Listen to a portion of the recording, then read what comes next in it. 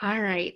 So at Pivot Point, we've got an exciting new workshop on leadership development around resolving conflict proactively.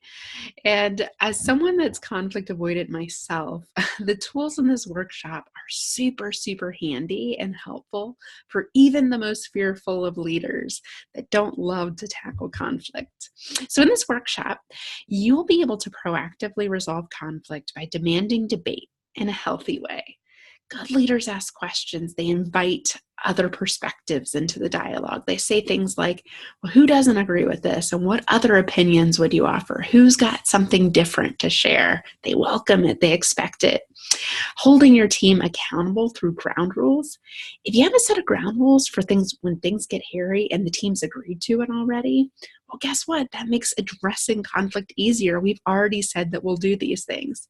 One of my very favorite ones from a leader I've had in class shared a 24-hour rule that their team agreed if there was interpersonal conflict or a conflict they needed to resolve, that would be addressed within 24 hours. Sometimes it's not appropriate to address when emotions are hot and it's fresh, but 24 hours later, usually things have cooled off so that we can have a productive conversation.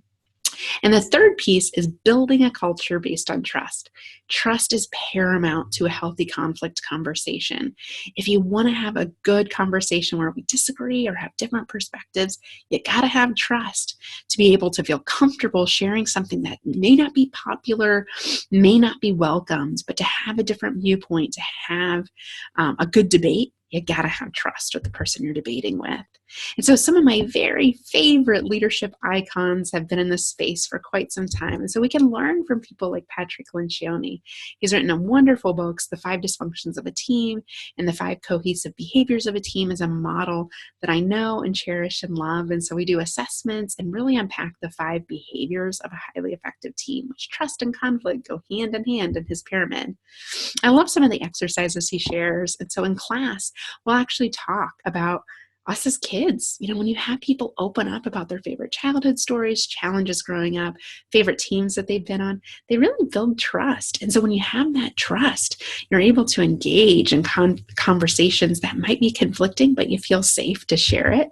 And then another one of my leadership gurus, vulnerability.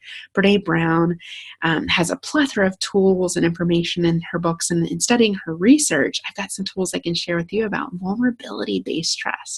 And so with the tools of effective leaders and the stories I have from classes and interesting dialogues and interaction and collaboration, we'll all learn together how to build trust and how to have a productive conflict conversation. Come join us.